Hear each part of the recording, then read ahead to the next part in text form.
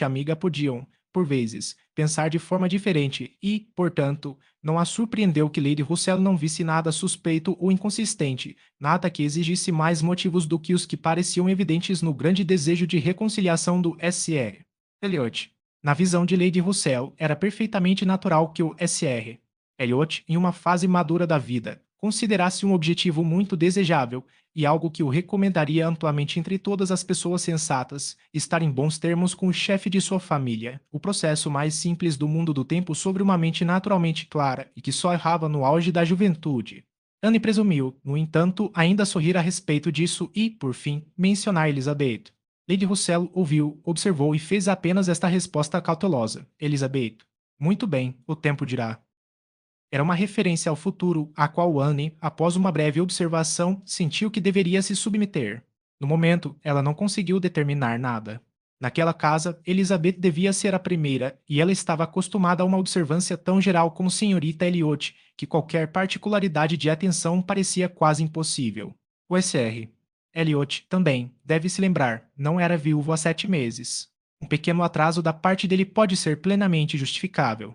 Na verdade, Dani jamais conseguia ver o creque em seu chapéu sem temer que ela fosse a imperdoável ao atribuir-lhe tais imaginações, pois, embora seu casamento não tivesse sido muito feliz, ainda assim havia durado tantos anos que ela não conseguiria compreender uma recuperação muito rápida da terrível impressão de sua dissolução. Contudo, qualquer que fosse o desfecho, ele era, sem dúvida, o seu conhecido mais agradável em Bath. Ela não via ninguém à sua altura, e era uma grande satisfação, de vez em quando, conversar com ele sobre Lime, que ele parecia desejar rever e conhecer melhor com a mesma intensidade que ela. Eles repassaram os detalhes de sua primeira reunião inúmeras vezes. Ele a fez entender que havia observado com certa seriedade. Ela sabia disso muito bem, e também se recordava do olhar de outra pessoa. Nem sempre pensavam da mesma forma. Ela percebeu que o valor que ele dava à posição social e às relações era maior do que o que ela dava. Não era mera complacência, mas sim uma afinidade com a causa, que o fez envolver-se calorosamente nas preocupações de seu pai e irmã sobre um assunto que ela considerava indigno de despertá-las. O jornal de Bath anunciou certa manhã a chegada da viscondessa viúva Dalrymple e de sua filha, a honorável senhorita Carteret, e todo o conforto do número Camden Place foi varrido por muitos dias, pois os Dalrymples, na opinião de Anne, muito infelizmente eram primos dos Elliots e a angústia era como se apresentar adequadamente. Anne nunca havia visto seu pai e sua irmã em contato com a nobreza, e teve que admitir sua decepção. Ela esperava coisas melhores de suas altas ideias sobre sua própria situação na vida e foi reduzida a formular um desejo que nunca havia previsto, o desejo de que tivessem mais orgulho, pois nossas primas Lady Dalrymple e Miss Carteret, nossas primas, as Dalrymples, soavam em seus ouvidos o dia inteiro. Sir Walter havia estado uma vez na companhia do falecido Visconde, mas nunca vira nenhum dos demais membros da família, e as dificuldades do caso surgiram do fato de ter havido uma suspensão de todo o intercâmbio por cartas de cortesia desde a morte do referido falecido Visconde, quando, em consequência de uma doença perigosa de Sir Walter na mesma época, houve uma omissão infeliz em Kellynch. Nenhuma carta de condolências havia sido enviada à Irlanda. O descaso recaiu sobre a cabeça do pecador, pois, quando a pobre Lady Elliot faleceu, nenhuma carta de condolências foi recebida em Kellynch e, consequentemente, havia motivos de sobra para temer que os Dalrymples considerassem o parentesco encerrado. A questão era como resolver essa situação empresarial angustiante e ser readmitidos como primos novamente, e essa era uma questão que, de forma mais racional, nem Lady Russell nem o Sr. Elliot consideravam irrelevante.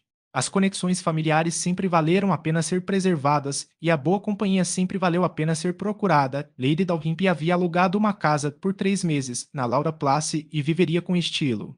Ela estivera em Bath no ano anterior e Lady Russell ouvira falar dela como uma mulher encantadora. Era muito desejável que a conexão fosse renovada, se possível, sem qualquer comprometimento da decência por parte dos Elliots. Sir Walter, no entanto, escolheria seus próprios meios e, por fim, escreveu uma carta muito elegante, com ampla explicação, pesar e súplica a seu primo digníssimo. Nem Lady Russell nem Mr. Elliot puderam admirar a carta, mas ela fez tudo o que era necessário ao trazer 3 linhas de rabisco da viscondessa viúva. Ela se sentiu muito honrada e ficaria feliz em conhecê-los. Os trabalhos da negociação haviam terminado, e as recompensas começavam. Visitaram Laura Place, tinham os cartões da Viscondessa Viúva Dalrymple e da Honorável Senhorita Carteret a serem dispostos onde fossem mais visíveis, e nossas primas em Laura Place, nossa prima, Lady Dalrymple e Senhorita Carteret eram assunto de conversa com todos. Anne sentia vergonha. Mesmo que Lady Dalrymple e sua filha tivessem sido muito agradáveis, ela ainda se envergonharia da agitação que causavam, mas elas não eram nada. Não havia superioridade de maneiras, realizações ou compreensão. A senhora Dalrymple havia adquirido a reputação de mulher encantadora, porque tinha um sorriso e uma resposta gentil para todos. Ah. Carteret, com ainda menos a dizer, era tão simples e desajeitada que jamais teria sido tolerada em Camden Place se não fosse por sua origem. Lady Russell confessou que esperava algo melhor, contudo, era uma amizade que valia a pena ter, e quando Lane ousou expressar sua opinião sobre eles ao SR. Elliot, ele concordou que não eram nada em si mesmos, mas ainda sustentava que, como uma conexão familiar, como boa companhia, como aqueles que atrairiam boa companhia ao seu redor, eles tinham seu valor. Anne sorriu e disse: minha ideia de boa companhia, SR. Elliot é a companhia de pessoas inteligentes e bem informadas, que têm muito o que conversar. É isso que eu chamo de boa companhia. O senhor está enganado, disse-lhe gentilmente. Aquela não é boa companhia, aquela é a melhor. Boa companhia exige apenas nascimento, educação e boas maneiras, e, no que diz respeito à educação, não é muito exigente. Nascimento e boas maneiras são essenciais, mas um pouco de conhecimento não é de modo algum algo perigoso em boa companhia, pelo contrário, será muito bem-vindo. Minha prima Anne balança a cabeça. Ela não está satisfeita. Ela é exigente. Minha querida prima sentando-se ao lado dela, você tem mais direito de ser exigente do que quase qualquer outra mulher que conheço, mas isso vai resolver? Isso deixará feliz. Não seria mais sensato aceitar a companhia daquelas distintas senhoras em Laura Place e desfrutar de todas as vantagens dessa conexão, tanto quanto possível? Pode ter certeza de que eles se mudarão para Bath no primeiro conjunto deste inverno, e, como a posição social é importante, ser conhecido por ter parentesco com ele será útil para estabelecer sua família, nossa família, digamos no grau de consideração que todos nós desejamos. Sim, suspirou Anne, seremos, de fato, conhecidos por sermos parentes deles. Então, recompondo-se e não desejando ser respondida, acrescentou: certamente acho que houve muito trabalho para obter essa amizade.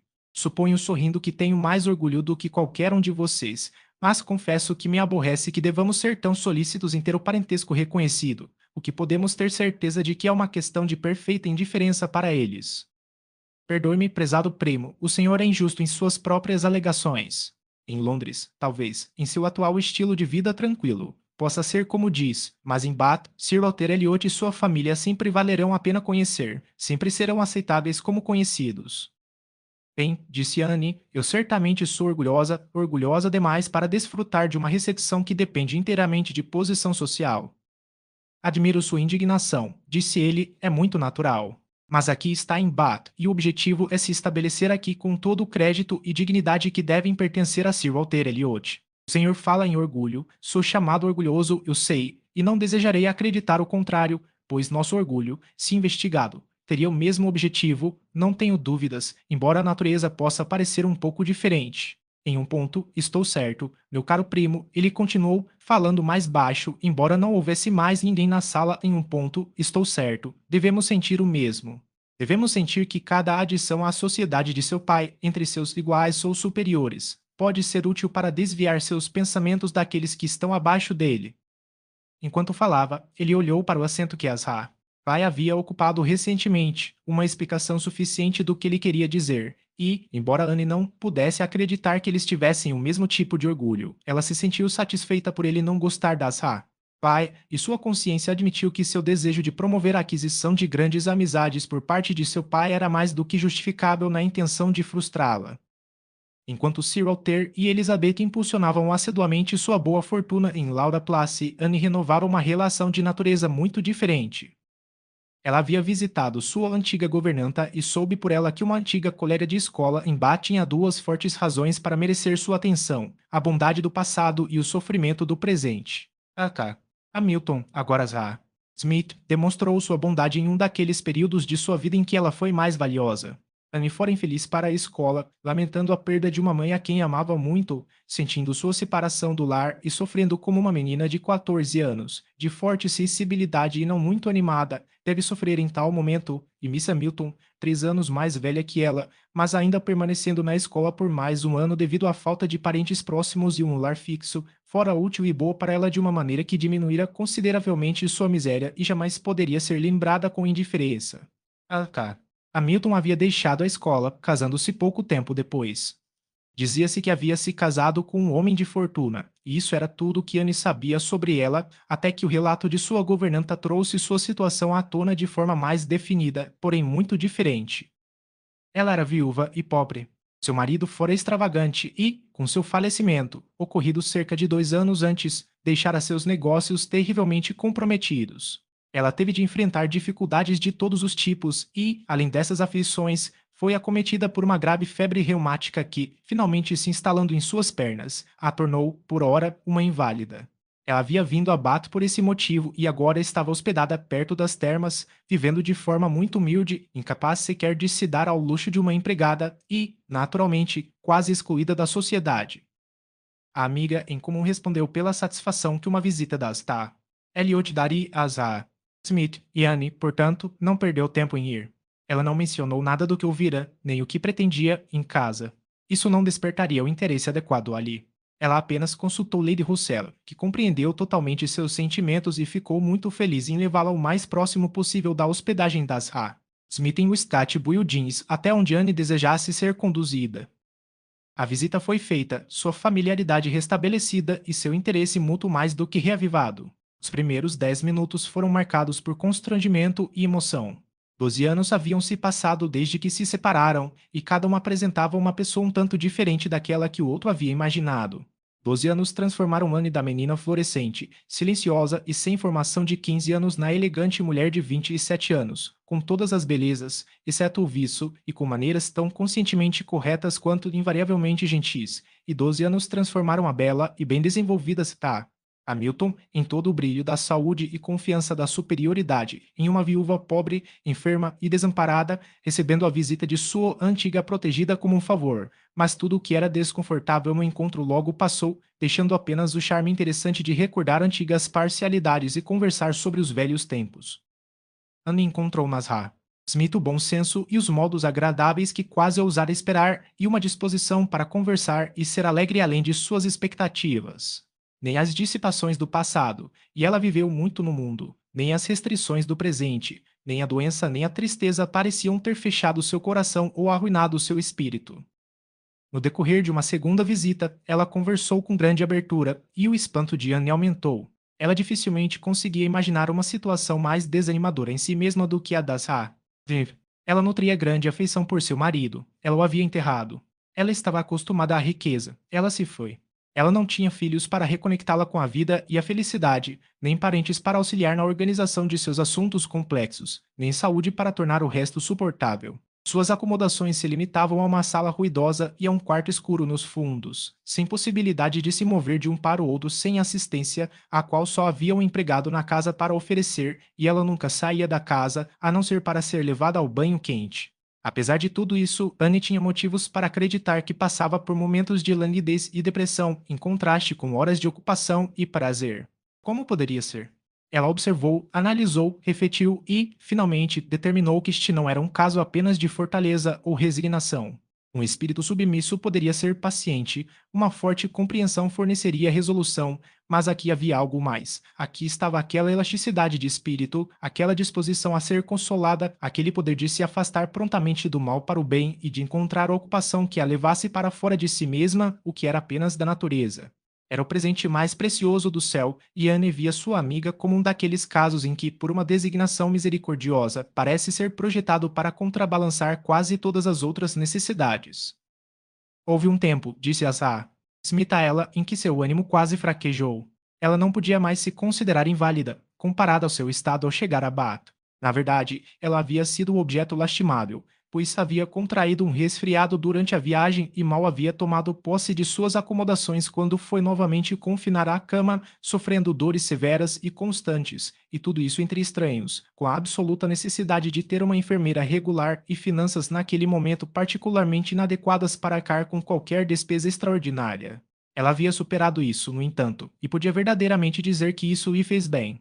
Isso havia aumentado seu conforto, fazendo-a sentir-se em boas mãos. Ela havia visto demais do mundo para esperar um apego súbito ou desinteressado em qualquer lugar, mas sua doença provara a ela que sua senhora da casa tinha um caráter a preservar e não a trataria mal, e ela fora particularmente afortunada com sua enfermeira, pois uma irmã de sua senhora da casa, enfermeira por profissão e que sempre tinha um lar naquela casa quando desempregada, por acaso estava livre justamente a tempo de atendê-la. E ela, disse a Zah, Smith, além de me cuidar admiravelmente, provou ser uma amiga inestimável. Assim que pude usar as mãos, ela me ensinou a tricotar, o que tem sido uma grande diversão, e ela me colocou no caminho de fazer estes pequenos porta-fios, almofadas de alfinetes e porta-cartões, com os quais a senhora sempre me vê tão ocupada e que me fornecem os meios de fazer um pouco de bem a uma ou duas famílias muito pobres desta vizinhança. Ela possuía uma vasta rede de contatos, naturalmente profissionais, entre aqueles que podem se dar ao luxo de comprar, e ela dispõe de minhas mercadorias. Ela sempre escolhe o momento certo para se candidatar. O coração de todos está aberto. Como se sabe, quando se escapou recentemente de uma dor severa ou se está recuperando a bênção da saúde, e a enfermeira Hoke compreende perfeitamente quando falar. Ela é uma mulher perspicaz, inteligente e sensata. Ela possui uma linha para observar a natureza humana e tem um fundo de bom senso e observação que, como companheira, a tornam infinitamente superior a milhares daqueles que, tendo apenas recebido a melhor educação do mundo, não sabem nada que mereça atenção. Chame de fofoca, se quiser, mas quando a enfermeira Roque tem meia hora de lazer para me dedicar, ela certamente terá algo a relatar que seja divertido e proveitoso, algo que nos faz conhecer melhor nossa espécie. Gosta-se de ouvir o que está acontecendo, de estar a par das mais novas formas de ser fútil e tolo. Para mim, que vivo tão sozinho, sua conversa, garanto, é um deleite. Anne, longe de desejar questionar o prazer, respondeu: Posso facilmente acreditar nisso. Mulheres dessa classe têm grandes oportunidades e, se forem inteligentes, podem ser dignas de atenção. Tantas variedades da natureza humana como as que costumam testemunhar. E não é apenas em suas tolices que eles são bem lidos, pois havem ocasionalmente sob todas as circunstâncias que podem ser mais interessantes ou comoventes. Que exemplos de apego ardente, desinteressado e abnegado, de heroísmo, fortaleza, paciência e resignação devem passar diante deles, de todos os conflitos e todos os sacrifícios que mais nos enobrecem. Uma câmara de doente pode frequentemente fornecer o valor de volumes. Sim, disse Azar. Smith, com mais dúvida, às vezes pode ser, embora eu tema que suas lições não sejam frequentemente no estilo elevado que você descreve. Aqui e ali, a natureza humana pode ser grandiosa em momentos de provação, mas, de modo geral, é sua fraqueza e não sua força, que se manifesta em um quarto de doente, é o egoísmo e a impaciência, em vez da generosidade e da fortaleza que se ouve falar. Há tão pouca amizade verdadeira no mundo. E, infelizmente, falando baixo e trêmulo, há tantos que se esquecem de pensar seriamente até que seja quase tarde demais. Anne viu a miséria de tais sentimentos. O marido não havia sido o que deveria, e a esposa fora conduzida entre aquela parte da humanidade que a fez pensar pior do mundo do que ela esperava que ele merecesse. Contudo, foi apenas uma emoção passageira para Zah. Smith, ela dissipou e logo acrescentou, em tom diferente: Não suponho que a situação em que minha amiga, Azar, ou que se encontra no momento, me proporcionará muito interesse ou edificação. Ela está cuidando apenas da Azar. O Alice de Marlborough Buildings, uma mulher bonita, tola, cara e elegante, creio eu, e, naturalmente, não terá nada a relatar além de rendas e adornos. Quero, no entanto, obter meu lucro da Azar. Olha isso. Ela possui bastante dinheiro, e pretendo que ela adquira todos os itens de alto valor que tenho em mãos no momento. Anne havia telefonado diversas vezes para sua amiga antes que a existência de tal pessoa fosse conhecida em Camden Place. Finalmente, tornou-se necessário falar sobre ela. Sir Walter, Elizabeth e Isra. Pai retornaram certa manhã de Laura Place com um convite repentino de Lady Dalrymple para a mesma noite e Anne já estava comprometida para passar aquela noite em Westcott Buildings. Ela não se desculpou pela desculpa. Eles foram convidados apenas. Ela tinha certeza, porque Lady Dalrymple, mantida em casa por uma forte gripe, ficou feliz em se valer do parentesco que lhe fora tão insistentemente oferecido, e ela recusou por conta própria com grande presteza. Estava comprometida a passar a noite com uma antiga colega de escola. Eles não estavam muito interessados em nada relacionado a Anne, mas ainda assim, foram feitas perguntas suficientes para que se entendesse quem era essa antiga colega de escola, e Elizabeth foi desdenhosa, e Sir Walter, severo.